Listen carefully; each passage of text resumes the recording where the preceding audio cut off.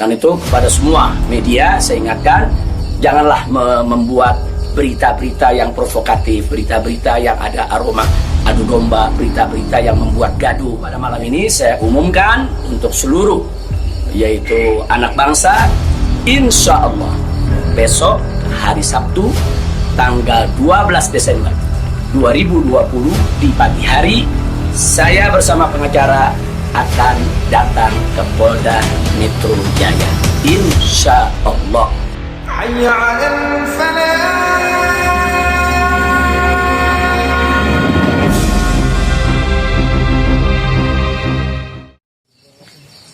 Assalamualaikum warahmatullahi wabarakatuh. Kepada segenap rakyat dan bangsa Indonesia yang saya cintai, semoga kita tetap selalu menjaga protokol kesehatan, tetap selalu berupaya secara bersama-sama mengatasi pandemi yang sedang melanda kita punya negeri. Insya Allah, Allah angkat segera pandemi yang terjadi saat ini. Amin ya rabbal alamin.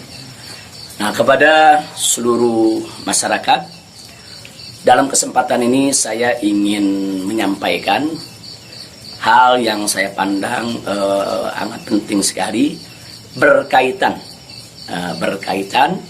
dengan status saya sebagai tersangka di Polda Metro Jaya. Nah, yang ingin saya sampaikan di sini adalah pertama, bahwa saya tidak pernah lari apalagi sembunyi. Sekali lagi saya ulangi, saya tidak pernah lari dan tidak pernah sembunyi.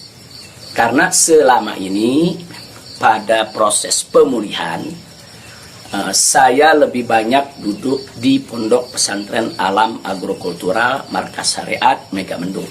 Karena di pesantren ini udaranya sangat asri, segar, jadi untuk pemulihan luar biasa bagusnya. Sekali-sekali saya turun ke Petamburan, saya turun ke Sentul untuk menengok anak dan cucu.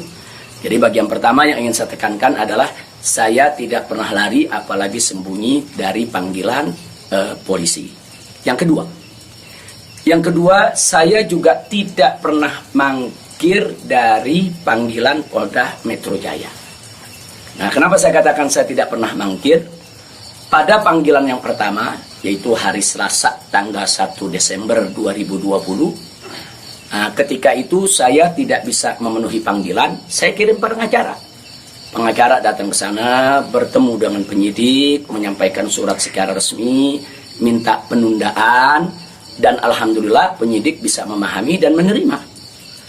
Akhirnya sepakat bahwa saya diundurkan untuk panggilan yang kedua. Nah, untuk itu saya apresiasi, saya hargai sikap penyidik yang sangat kooperatif, sangat baik, terima kasih. Nah, kemudian pada panggilan yang kedua, yaitu pada hari Senin tanggal 7 Desember 2020. Nah, ketika itu saya melihat posisi pemulihan kita memang masih perlu penambahan sedikit waktu, dan lagi-lagi saya tidak mangkir, tapi saya kirim pengacara saya bertemu kembali dengan para penyidik, kita sampaikan surat, kita sampaikan permohonan, dan alhamdulillah permohonan tersebut diterima secara baik oleh para penyidik. Lagi-lagi di sini saya ingin sampaikan apresiasi dan terima kasih kepada para penyidik di Polda Metro Jaya. Nah, pada hari itu juga, yaitu di pagi hari, Senin tanggal 7 Desember, ada kesepakatan, yaitu antara para pengacara dengan para penyidik, juga dengan keridoan saya, di mana kita sepakat bahwa saya akan datang ke Polda Metro Jaya pada hari Senin tanggal 14 Desember 2020. Itu sudah merupakan satu komitmen. Nah, artinya komitmen kita akan datang, insya Allah sehat walafiat, tidak ada halangan lagi. Nah, ini yang perlu kita sampaikan, dan komitmen ini kita jaga betul. Karena saya akan selalu memegang komitmen dengan pihak manapun kalau kita sudah membuat satu kesepakatan, satu perjanjian.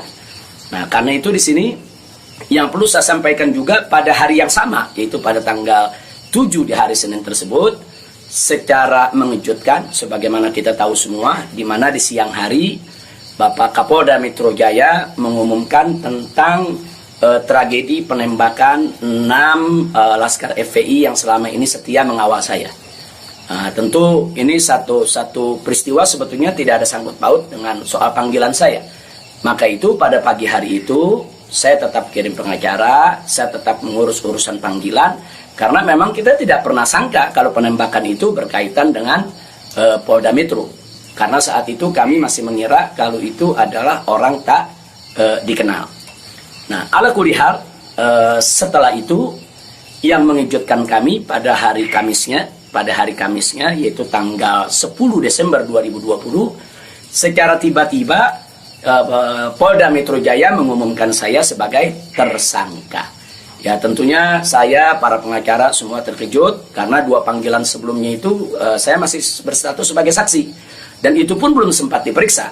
Rencana pemeriksaan tanggal 14 Desember, yaitu hari Senin yang akan datang ini. Nah, tapi karena memang pengumumannya begitu mengejutkan, pada hari Kamis tersebut saya sebagai tersangka, kemudian mendengar itu tidak benar kalau ada mengabarkan saya sembunyi, saya lari, tidak benar. Saya tetap berada di markas syariat Megamendung. Nah, begitu hari Kamis ada pengumuman semacam itu, Jumat pagi tanggal 11 Desember itu kita kirim lagi para pengacara untuk bertemu dengan penyidik, dan alhamdulillah terjadi pertemuan dengan penyidik.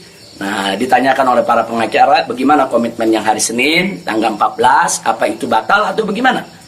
Nah, kalau saya pribadi ingin tetap berpegang kepada komitmen, karena kita ini ustadz, dai, bergerak di bidang agama, tidak layak kalau kami itu membatalkan perjanjian atau suatu komitmen. Nah, kita dapat jawaban dari para penyidik.